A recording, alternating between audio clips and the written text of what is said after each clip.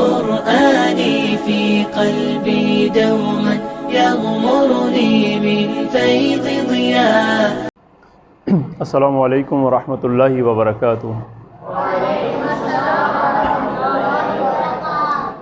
اعوذ باللہ من الشیطان الرجیم. بسم اللہ الرحمن الرحیم.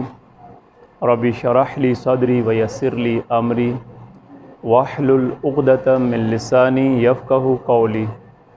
میرے ساتھ مل کے پڑھیں. رب یسر ولا تعسر وتمم بالخیر. رب زدنی علما. اللہم صل علی محمد وآل محمد وعجل فرجهم.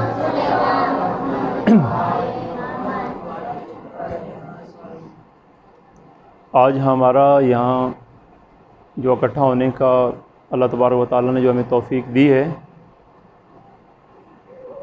یہ ایک آپ کا ایک سمر کیمپ چل رہا ہے، ایک سیمسٹر چل رہا ہے، جس میں آغا بزرگوار جو ہمارے ہیں وہ آپ کے لیے کوشش کر رہے ہیں کہ ان دنوں میں یہ جو آپ کے ایام ہیں، جو آپ کی چھٹیاں ہیں، اس میں آپ جہاں اب دیگر اپنی مصروفیات اور آپ کے شغل ہوتے ہیں، وہاں پہ آپ کو کوشش کی ہے انہوں نے کہ آپ کے لیے کچھ تھوڑا سا دینی ماحول بنائیں.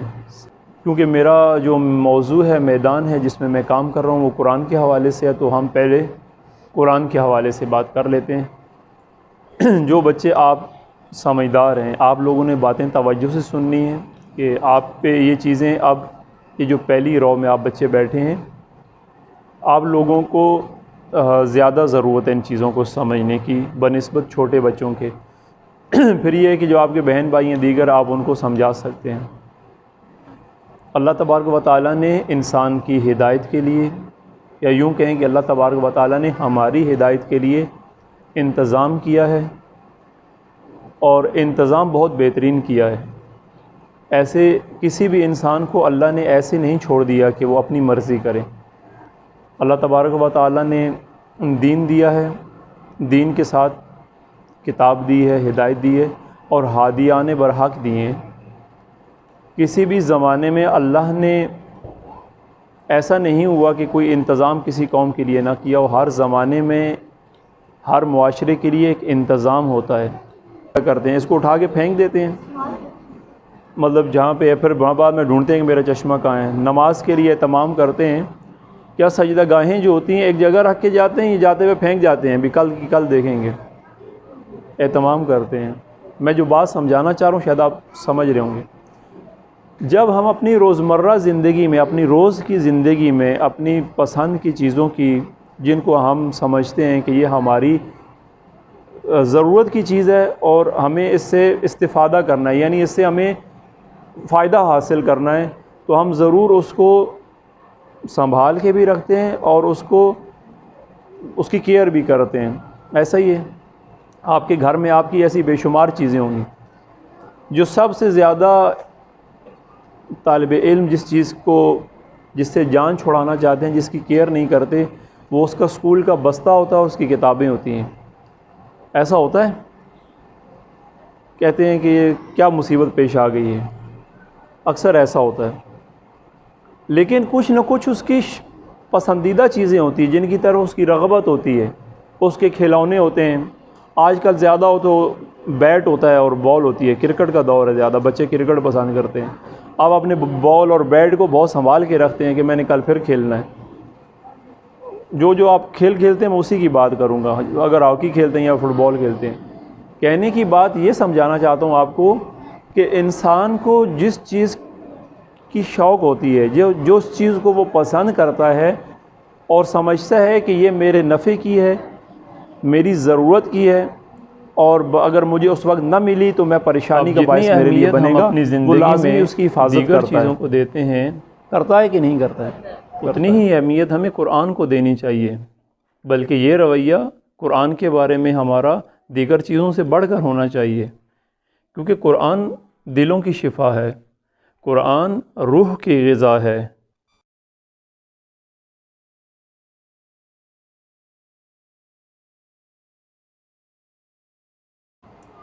اب آتے ہیں ہم اپنے دوسرے ٹاپک کی طرف.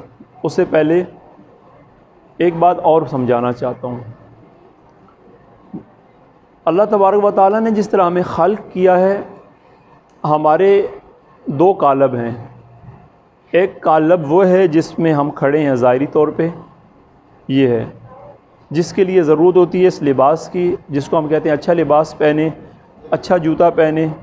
جو ہمارے اوپر کے جسم کے لیے اچھا منہ دھونے کے لیے کیا استعمال کرتے ہیں، آج اس سے بھی بڑھ کر چیزیں آ گئی ہیں، فیس واش آ گئے، یہ اور بندہ صاحب، پھر کریمیں آ گئی ہیں. یہ ہمارے ظاہری دو قالب ہیں. ایک یہ جسم ہے، پھر اس کی اور کیا ضرورت ہے، اس کو توانا رکھنے کے لیے ہمیں خوراک بھی ضرورت ہوتی ہے. ہمیں توانائی کے لیے ہم کھانا بھی کھاتے ہیں، روٹی بھی کھاتے ہیں، پھر دیگر لوازمات ہوتے ہیں. دماغ کو مضبوط کرنا ہے تو بادام کھاتے ہیں. جو اللہ تعالیٰ نے نعمتیں دی ہیں، انجیر ہے، زیتون ہے، خدا تبارک و تعالیٰ نے قرآن میں ان کا ذکر کیا ہے، کھجوریں ہیں، انگور ہیں بے شمار. یہ کیا ہے؟ یہ ہماری جسمانی، یہ اس قالب کے لیے ہیں. ایک قالب اس کے اندر ہے. ایک قالب یہ ہے، ایک یہ ہے جو ہم بظاہر آپ میں نظر آ رہے ہیں. یہ اصل نہیں ہے، اصل وہ اس کے اندر ہے. یعنی ایک انسان جو ہے وہ بظاہر ایک نہیں ہے، بلکہ وہ ایک وقت میں دو انسان ہیں. ایک جیسے کہتے ہیں نا کہ ہم کسی کے بارے میں مثال دیتے ہیں، کہتے ہیں کہ یار یہ انسان دو چہرہ ہے. کئی لوگ ہوتے ہیں نا دو چہرہ دو رخ ہوتے ہیں. وہ کیسے ہوتے ہیں؟ بظاہر انسان کچھ اور ہوتا ہے، باطن میں کچھ اور ہوتا ہے. ایک یہ ہوتا ہے، ایک انسان کا باطن ہے، اندر ہے، ایک انسان کا ظاہر ہے. ایک انسان کا جسم ہے، قالب ہے، ایک انسان کی روح ہے اندر. کچھ چیزیں انسان کو، بیٹا یہ تار کھینچ رہے ہیں، وہ ہل گیا ہوگا، تار کو آزاد چھوڑیں، ہل گیا ہوگا. کچھ چیزیں ہیں جو انسان کو اس کی جسم کے لیے ضرورت ہیں، اور کچھ چیزیں جو انسان کو اس کی روح کے لیے ضرورت ہیں. ہم اہتمام اپنے جسم کے لیے بہت زیادہ کرتے ہیں. جو ہمارا جسم ہے اس جسم کے لیے ہم بہت زیادہ کوششیں کرتے ہیں. ہم بیمار ہو جائیں ہم ڈاکٹر کے پاس جاتے ہیں، طبیب کے پاس جاتے ہیں. لیکن ایک چیز جس کے بارے میں ہم توجہ نہیں کرتے، متوجہ نہیں ہے، وہ ہماری روح ہے، جس کی سب سے زیادہ مرمت کی ضرورت ہے ہر وقت کے لیے انسان کو. ایک انسان کا جسم ہے اور ایک انسان کی روح ہے. روح کی پیاس زیادہ ہوتی ہے جسم کے مقابلے میں. روح کو زیادہ توجہ کی ضرورت ہوتی ہے. جس طرح ہم اپنے جسم کی توجہ کرتے ہیں، اس طرح انسان کو اس کی روح کو زیادہ توجہ کی ضرورت ہے. اللہ تبارک و تعالیٰ نے اہتمام کیا ہے ہمارے لیے قرآن کا، کہ جو قرآن ہے یہ ایک کہا ہے کہ قرآن دلوں کی شفا ہے. یہ قرآن جو ہے هو الذی انزل سکینۃ فی قلوب المؤمنین، وہ اللہ وہ ہے جس نے مومنوں کے دلوں میں سکینہ کہتے ہیں سکون کو، یہ باعث سکون ہے، باعث نجات ہے. قرآن کی وادی میں اگر آپ آ جائیں، یعنی قرآن دروازہ کھول دیں قرآن کا اور اندر انٹری کر لیں، اور پھر آپ کو یہ بھی پتہ ہو کہ یہ کیا ہے جب آپ پڑھ رہے ہوں، تو پھر انسان کی دنیا بدل جاتی ہے. پھر وہ ایسا نہیں رہتا کہ جیسے اوپر سے پڑھ لیتے ہیں. آج جیسے ہم قرآن پڑھتے ہیں، قرآن گردانی کرتے ہیں. قرآن گردانی یعنی قرآن کو دیکھ کے پڑھتے ہیں، جو اس کی ظاہری عبارت ہے، لیکن ہمیں جو اس کا نچوڑ ہے وہ اس لیے حاصل نہیں ہوتا کیونکہ ہمیں پتہ نہیں ہوتا ہم کیا پڑھ رہے ہیں. یہ بات کبھی آپ نے محسوس کی ہے کہ قرآن آپ پڑھ رہے ہوں تو کبھی یہ آپ کے دل میں آیا ہے کہ یہ جو لکھا ہوا ہے اس کا کیا مطلب ہے؟ کبھی کوسچن آیا آپ کے ذہن میں، سوال آیا ہے کہ یہ میں قرآن کیوں پڑھ رہا ہوں؟ پہلی بات کہ میں قرآن کیوں پڑھ رہا ہوں، کس لیے پڑھ رہا ہوں، اس کا مقصد کیا ہے؟ یہ تین چیزیں ہر انسان کے ذہن میں ہونی چاہیے. اگر آپ قرآن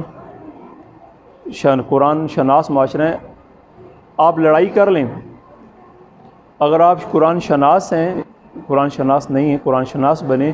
اگر اللہ تعالیٰ نے یہ ذخیرہ آپ کو دیا ہے تو پھر آپ کو یہ پتہ ہونا چاہیے کہ یہ میں کیوں پڑھ رہا ہوں، کس لیے پڑھ رہا ہوں، اور اس کا مقصد کیا ہے. قرآن کیوں پڑھتے ہیں؟ پہلا سوال آج آپ پہلے جواب دیں. قرآن کو کیوں پڑھتے ہیں؟ ثواب کے لیے پڑھتے ہیں. یہ میں یہاں لکھ لیتا ہوں.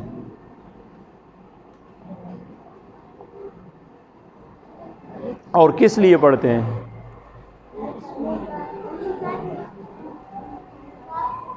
تین سوال تھے. کیا کیا سوال تھا؟ کہ قرآن کیوں پڑھتے ہیں، کس لیے پڑھتے ہیں، اور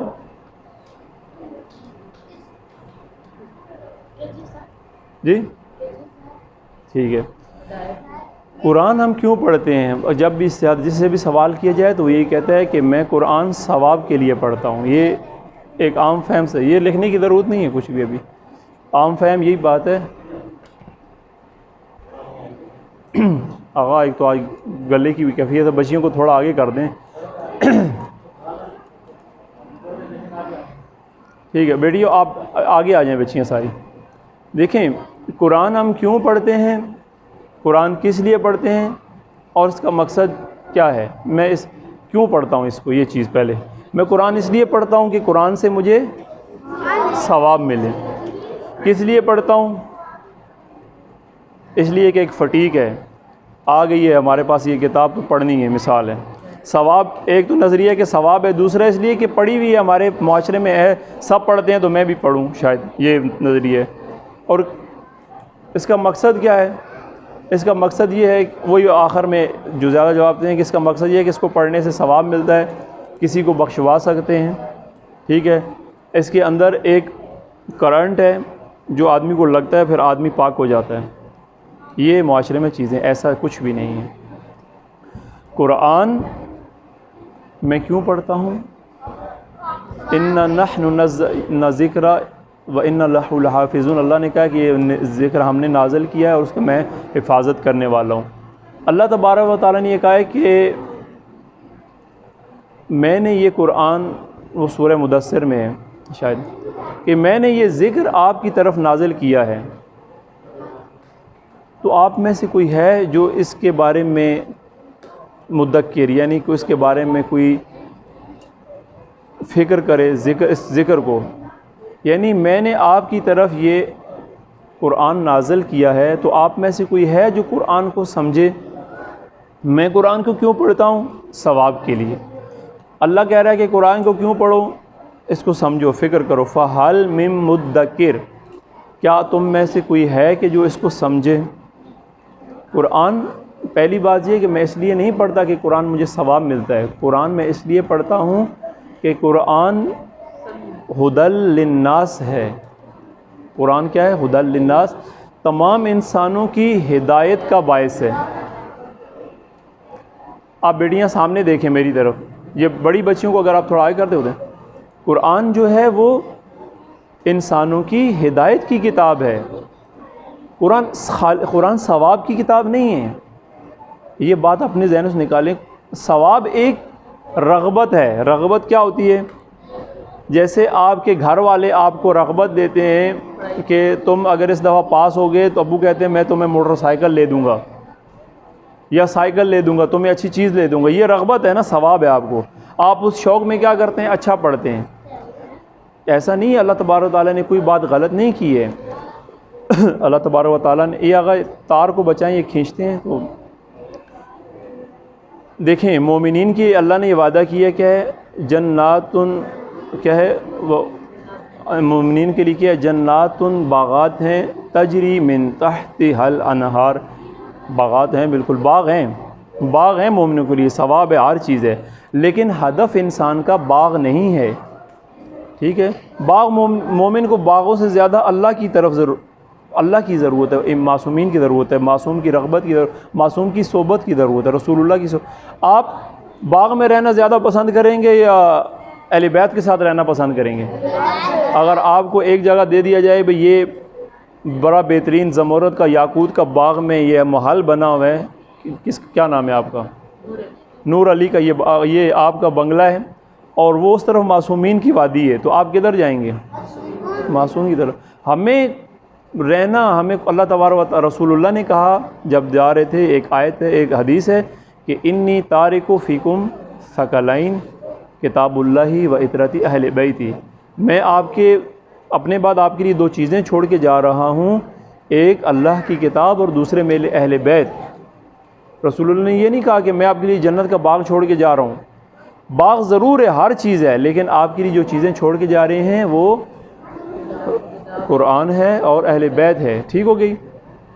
اب میں قرآن کیوں پڑھتا ہوں؟ قرآن میں اس لیے پڑھتا ہوں تاکہ مجھے پتہ چلے ہدایت کے لیے ہے. تو تو میں کیسے ہدایت حاصل کر سکتا ہوں؟ میں جب اس کو پڑھوں گا، اس کو سمجھوں گا، فکر کروں گا، مجھے معلوم ہوگا کہ اللہ تبارک و تعالیٰ نے میرے لیے کیا پیغام بھیجا قرآن میں. قرآن جاری ہے. امام علی علیہ السلام نے فرمایا ہے کہ جب میں یہ چاہتا ہوں، آقا یہ پنکھا چلے گا، بہت گرمی ہے. امام علی علیہ السلام نے فرمایا، یہ آپ کو حدیث پتہ ہے امام علی کی، شیعوں کو زیادہ پتہ ہوتی ہے، کہ جب میں چاہتا ہوں کہ میں خدا سے بات کروں تو میں کیا کرتا ہوں، اور جب میں چاہوں کہ خدا مجھ سے بات کرے تو میں کیا کرتا ہوں. جب امام علی کہتے ہیں کہ جب میرا دل چاہے کہ میں اللہ سے بات کروں تو میں کیا کرتا ہوں؟ نماز پڑھتا ہوں. نماز انسان بات کرتا ہے خدا سے. اور جب میں چاہوں کہ اللہ مجھ سے بات کرے تو میں کیا کرتا ہوں؟ قرآن پڑھتا ہوں. قرآن پڑھتا ہوں. جب آپ کا دل کرے کہ اللہ آپ سے بات کرے، یہ پنکھے میرے خیال نہیں چلتے نا، دونوں چلتے ہیں، پھر ان کو چلانے کی کوشش کریں. سارے مل کے صلوات پڑھیں.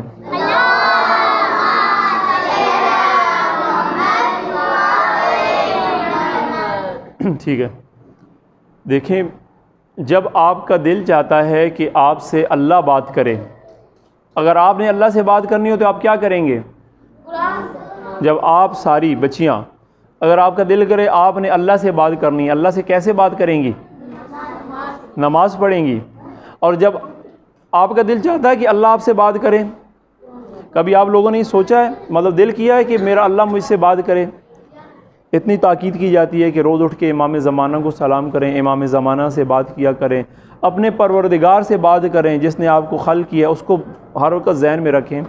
یہ چیزیں سوچنے کی ہیں. ہم نے کبھی سوچا ہے کہ ایک خالق ہے میرا، میں اس سے بات کروں، میرا کوئی مسئلہ پیش آ گیا ہے قرآن میں کہ آپ کو جب وَاسْتَعِینُوا بِالصَّبْرِ وَالصَّلَاةِ، جب تمہیں کوئی مشکل پیش آ جائے تو کس طرح مدد لو؟ صبر اور نماز سے. ایک تو صبر کرو، دوسرا اللہ کے سامنے اللہ سے بات کرو، اللہ آپ کا معاملہ حل کرے گا، کوئی بھی مشکل پیش آ جائے، پریشانی. تو جب میرا دل کرتا ہے کہ اللہ مجھ سے بات کرے تو مجھے قرآن پڑھنا پڑے گا. قرآن بات چیت ہے، پیغام میں، ادھر سے گفتگو ہے ادھر والے کے ساتھ، جو مخاطب کے ساتھ. مخاطب کون ہوں؟ میں ہوں. میں جب قرآن کھولوں گا تو یہ مجھے سمجھ جانا چاہیے کہ یہ اللہ میرا مجھ سے بات کر رہا ہے. یہ ساری باتیں جو اللہ نے میری طرف بھیجی ہیں. اب آ جاتے ہیں اس بات پہ کہ یہ ہماری جو روح ہے، سب سے زیادہ اس کو ضرورت ہے، یہ پیاسی ہے قرآن کی، ہدایت کی. جب انسان کا اندر، آپ دیکھتے ہیں جب انسان بعض اوقات بیمار ہوتا ہے، بخار ہوتا ہے، تو کوئی چیز کھانے پینے کو دل نہیں کرتا، جسم ٹوٹتا ہے، بخار ہوتا ہے. آپ کو اس ٹائم پہ اگر بولا جائے کہ یہ کھیر کھاؤ، کسٹرڈ کھاؤ، یہ مرغی کھاؤ، چکن کھاؤ، آپ کے سامنے سونا بھی رکھ دیا جائے، سونا تو کوئی نہیں کھا سکتا ہے، مثال بنی ہوئی ہے، اچھے سے اچھا بروسٹ بھی رکھ دیا جائے، آپ بالکل سائڈ پہ اس کو کرتے ہیں، کہتے ہیں میرا دل ہی نہیں کر رہا، میں اس کو دیکھ نہیں سکتا. عام حالت میں انسان اس پہ ٹوٹتا ہے، کہتا ہے کہ یہ میں دوسرے کا بھی کھا جاؤں. ایسا ہی ہوتا ہے. تو یہ روح پیاسی ہے، روح اندر سے، وہ جب بیمار ہوتا ہے انسان تو اس کا دل نہیں کرتا کہ میں کچھ بھی اس کو اچھا نہیں لگتا. یہی روح کی بیماری ہے. جب انسان کی روح بیمار ہوتی ہے تو پھر اس کو کچھ بھی اچھا نہیں لگتا. اس کو جتنا بھی آپ ہدایت کی بات کریں، اس کو دین کی بات کریں، تبلیغ اس کے سر سے گزرتی ہے. کیوں؟ اس لیے کہ اس کی روح بیمار ہے. جب انسان کی روح بیمار ہوتی ہے تو اس کے دل پہ ہدایت اثر نہیں کرتی. امام صادق علیہ السلام کا آپ سب کے لیے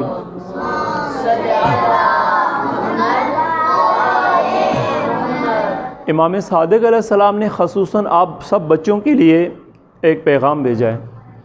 یہ سمجھے کہ مجھے کہا ہے کہ جا کے یہ ڈھوکر ڈرانہ والوں کو یہ پیغام پہنچائیں، بچوں کو یہ بتائیں.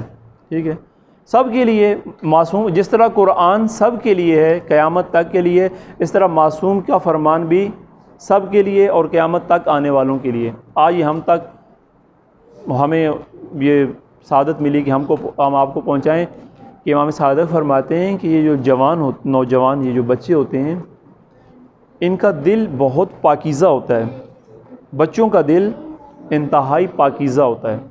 اور فرمایا کہ یہ جو بچوں کا دل ہے ایک ایسی زمین کی طرح ہے، زمین سمجھتے ہیں نا، یہ آپ کے سامنے ساری زمینیں کاشت ہو رہی ہیں، زمین میں جو کچھ ڈالتے ہیں وہ نکالتی ہے۔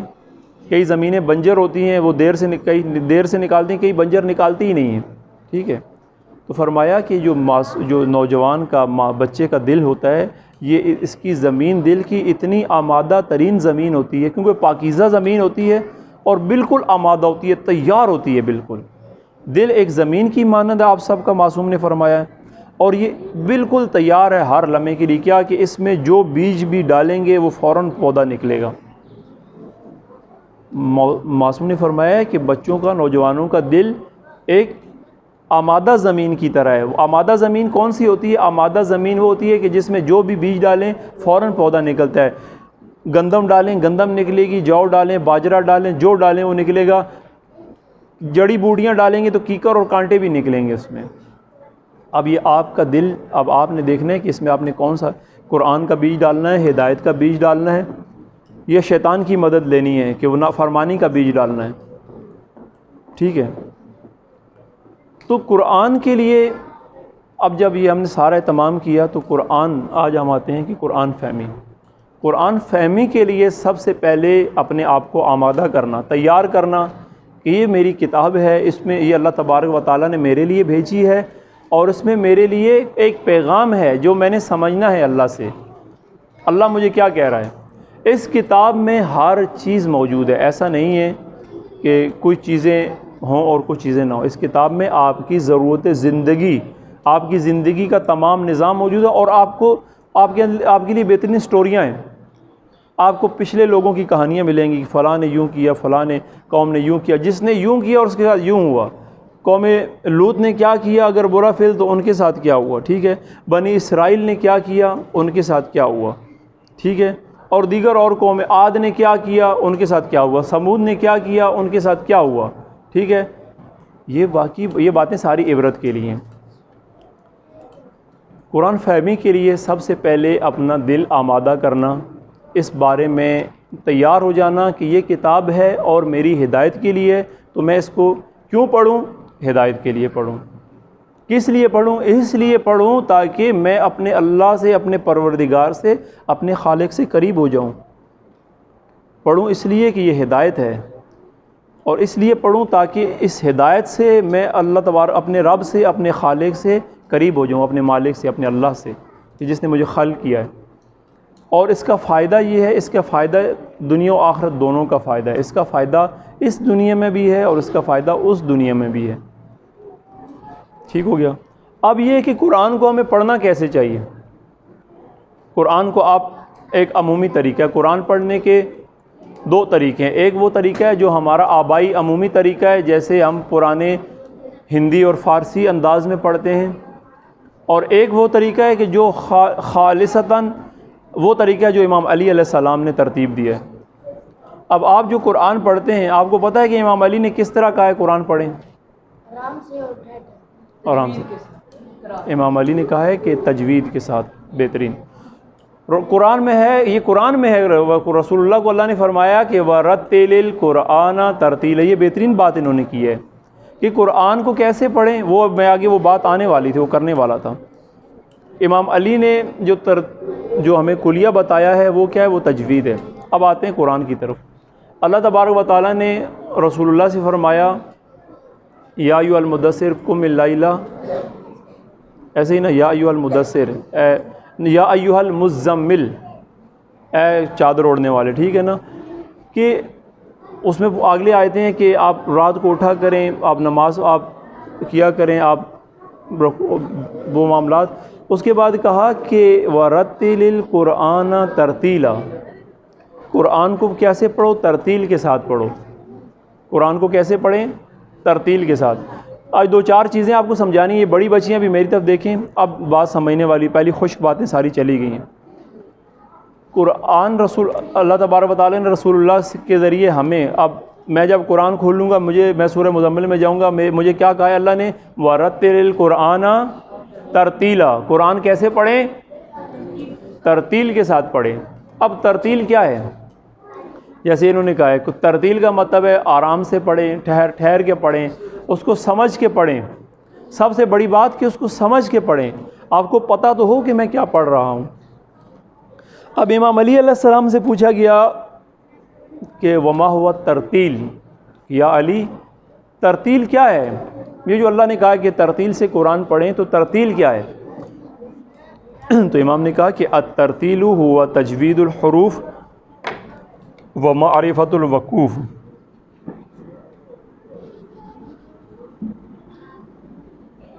الترتیل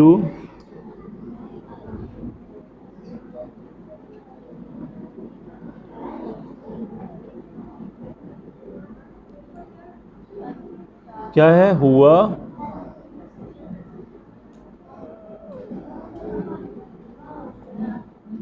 تجوید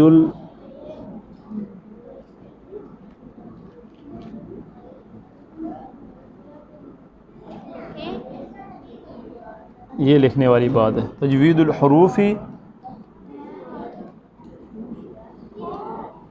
و معرفت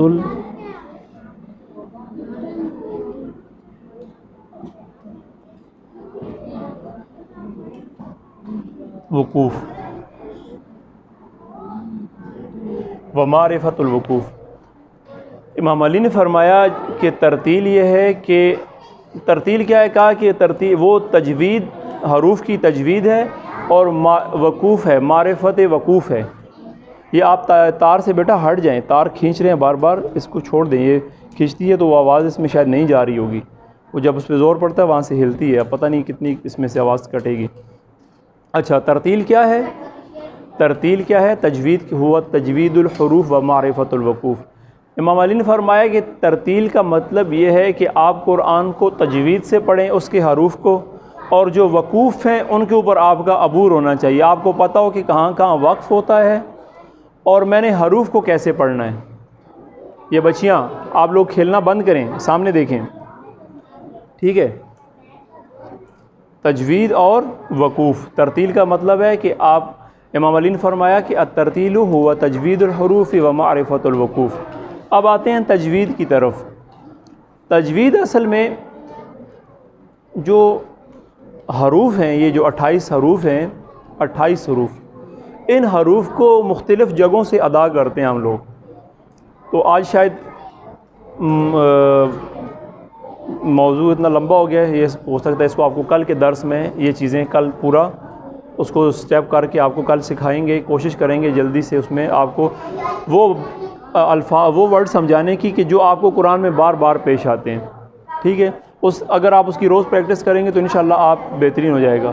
اب ہوتا کیا ہے، اگر ہم اس کو تجوید سے قرآن کو نہیں پڑھتے تو ہم بہت ساری غلطیاں کرتے ہیں کہ جو ہماری ہمیں سمجھ نہیں آتی اس ٹائم پہ کہ ہم کیا کر رہے ہیں. ہم غلطی کر لیں لیکن ہم بہت زیادہ غلطیاں کر رہے ہوتے ہیں.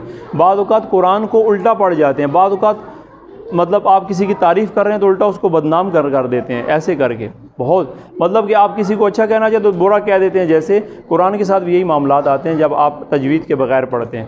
کل کے سبق میں ہم انشاءاللہ آپ کو کوشش کریں گے کہ ایک یہ پورا اسی میں باب میں، تجوید کے باب میں آپ کو پورا سمجھا دیں گے کہ تجوید کیا ہے اور حروف کو کیسے ادا کیا جاتا ہے ایک مختصر سے انداز میں.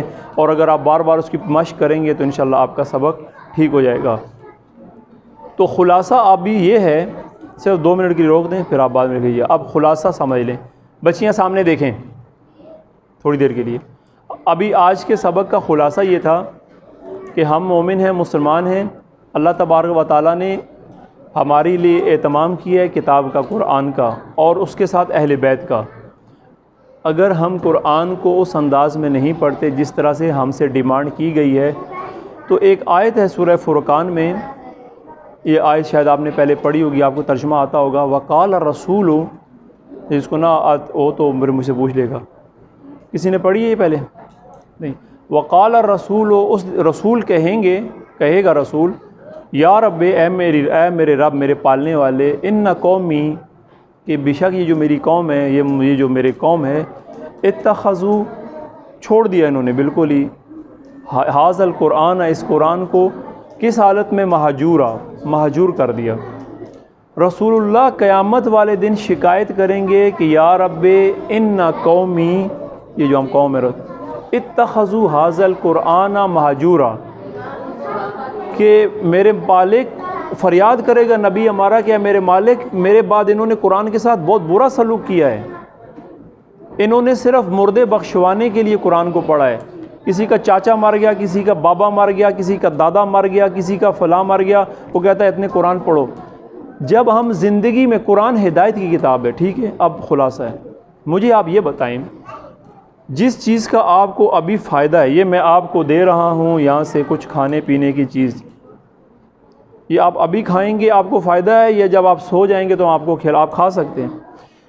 کچھ چیزیں آپ کو ابھی فائدہ دینے والی ہیں، آپ اگر مر جائیں میں آپ کے بعد آپ کے پیچھے لوگوں کو کھلا کے آپ کو فائدہ کیسے پہنچا سکتا ہوں؟ میں مر جاتا ہوں، قاری صاحب مر گئے ہیں، پیچھے قاری صاحب کے لیے فاتحہ پڑھائی جا رہی ہے، قرآن پڑھائے جا رہے ہیں، اور تھال کے تھال فروٹ کے وہاں سے آ گئے ہیں، یہ قاری صاحب کا ختم ہے۔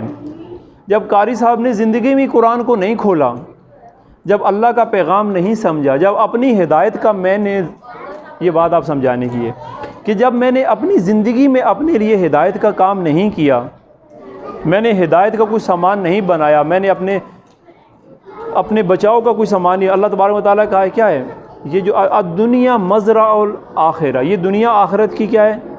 کھیتی ہے، یہ دنیا آخرت کی کھیتی ہے۔ اس دنیا میں آپ یہاں جو کچھ کریں گے وہ وہی عمل آگے آئے گا نا۔ قیامت والے دن ہمارے ساتھ کیا ہونا ہے؟ کام یہی ہونا ہے کہ جو ہم نے دنیا میں کیا ہے اس کا ہمارے سامنے آنا ہے، سوال و جواب ہونے ہیں۔ قبر میں ہمارے ساتھ کیا ہونا ہے؟ قبر میں یہ چیزیں ہونی ہیں۔ تو جب میں نے اپنے لیے اپنی دنیا میں یہ اہتمام نہیں کیا، میں نے کوئی قرآن سے کوئی فائدہ حاصل نہیں کیا، مرنے کے بعد قاری صاحب کو کیا فائدہ دے گا قرآن؟ آپ مجھے یہ بتا سکتے ہیں؟ میرے پاس یہاں پہ 1,00,000 روپیہ پڑا ہوا ہے یہیں پہ، اور میں نے اس کو صندوقچے میں بند کر کے رکھا ہوا ہے، میں نے اب زندگی میں اس سے کوئی فائدہ نہیں لیا، اب میرے مرنے کے بعد وہ مجھے کیا فائدہ دے گا؟ مجھے دے گا یا میرے بعد والوں کو دے گا؟ بعد والوں کو دے گا، مجھے کیا فائدہ دے گا؟ تو قرآن تو زندوں کے لیے کتاب ہے، قرآن ہدی للناس ہے، قرآن زندہ انسانوں کے لیے، مردہ انسانوں کے لیے تو نہیں ہے۔ مردے بخشوانے قرآن نہیں آیا، انسانوں کو بخشوانے آیا، زندہ انسانوں کو، ٹھیک ہے؟ تو خلاصہ یہ ہے کہ قرآن کو جب ہم پڑھیں تو کیسے پڑھیں؟ قرآن کو کم سے کم سمجھ کے پڑھیں۔ سمجھنے کے لیے آسان ترجمے ہماری زبانوں میں موجود ہیں، تھوڑا تھوڑا تھوڑا، کوئی سپیڈ نہیں ہے۔ قرآن کو کہا کہ اے رسول قرآن پڑھیں، تھوڑا تھوڑا پڑھیں، ٹھہر ٹھہر کے، یہ سورہ مزمل کو ترجمے سے آ جا کے پڑھیں۔ یہ نہیں کہا کہ ایک رات میں پورا قرآن ختم کرو، نہیں، جتنا آپ سے ہو سکتا ہے، جتنا آپ وزن اٹھا سکتے ہیں۔ اللہ تبارک نے کہا ہے کہ انسان کی جتنی طاقت ہے قرآن میں، کہ جتنی طاقت انسان میں انہیں اس کو اتنی بوجھ عطا کی ہے دنیا میں، ہر انسان کو جتنی اس کی طاقت ہے، ٹھیک ہے؟ قرآن کو پڑھیں تھوڑا تھوڑا، روز کی 4 آیتیں 3 آیتیں بس، لیکن اس کو بار بار پڑھیں۔ یہ بھی نہیں کہتا ایک صفحہ پڑھیں، نہیں، ضرورت نہیں ہے، کوئی مسئلہ نہیں ہے۔ آپ روز کی 2-3 آیتیں پڑھیں، طریقے سے پڑھیں، اس کو ترجمہ پڑھیں، پھر آیت پڑھیں، پھر غور کریں، فکر کریں، آپ کو یقیناً سمجھ میں آئے گی، مزہ آئے گا۔ یہ طریقہ قرآن پڑھنے کا، عربی جتنی مرضی ہے پڑھتے رہیں جب تک۔ اب مسئلہ یہ ہے، ایک وہ مثال بنی ہوئی ہے کہ زبان یار من ترکی و من ترکی نمی دانم، بھی میرے جو یار ہے، جو میرا دوست ہے، اس کی زبان ترکی ہے، وہ ترکی میں بولتا ہے۔ بھی میرا ایک دوست ہے، ایک محبوب ہے، میرا ایک عزیز ہے، میرا ایک بڑا بہترین بیسٹ فرینڈ ہے۔ میں کسی کو بتا رہا ہوں کہ میں آپ کو بتا رہا ہوں میرا ایک بڑا بہترین دوست ہے، میں اسے نور کو بتا رہا ہوں۔ ایک آپ پوچھا اچھا قاری صاحب وہ دوست کون ہے؟ میں بتا رہا ہوں میرا ایک دوست ہے جی، وہ لیکن مسئلہ یہ ہے کہ وہ ترکی بولتا ہے اور مجھے ترکی آتی نہیں ہے۔ یہ کیسا دوست ہے جو آپ کا دوست ہے لیکن آپ کو اس کی زبان ہی نہیں پتہ، ٹھیک ہے؟ تو قرآن اگر ہمارا دوست ہے، ٹھیک ہے، تو پھر ہمیں اپنے دوست کی زبان ہی نہ پتہ ہو، یہ کیسے ہو سکتا ہے؟ آسان طریقے ہیں دنیا میں آ گئے ہیں، آج جدید دور ہے، ہر گھر میں موبائل ہے، اپلیکیشنیں بڑی بہترین آ گئی ہیں، قرآن کے ترجمے آ گئے ہیں، تجویدی قرآن موجود ہیں، کلرز کے حساب سے آپ پورا قرآن تجویدی قرآن موجود ہے، اس میں کلرز ہوتے ہیں۔ آپ کے لیے تمام حجتیں ختم ہو گئی ہیں۔ قیامت والے دن ہم یہ نہیں کہہ سکتے کہ اللہ میرے پاس تو طریقہ ہی نہیں تھا، میں کیسے پڑھتا۔ تجویدی قرآن دنیا میں آ گئے ہیں، ہر کتاب سینٹر بک میں ملیں گے۔ ترجمے ہر جگہ ملتے ہیں، تفسیریں ہر جگہ ملتی ہیں، استاد ہر جگہ موجود ہیں، آسان طریقے سے سمجھا جا سکتا ہے۔ تو روز کی 2 سے 4 آیتیں پڑھی جائیں تفہیم کرنے کے لیے، ٹھیک ہے جی۔ باقی انشاءاللہ کل کے ہم اپنے سبق میں ہم تجوید کے موضوع پہ ایک پورا سبجیکٹ آپ کو آدھے گھنٹے پونے گھنٹے کا کر کے مزید سکھائیں گے۔ سارے مل کے ایک دفعہ صلوات پڑھ لیں۔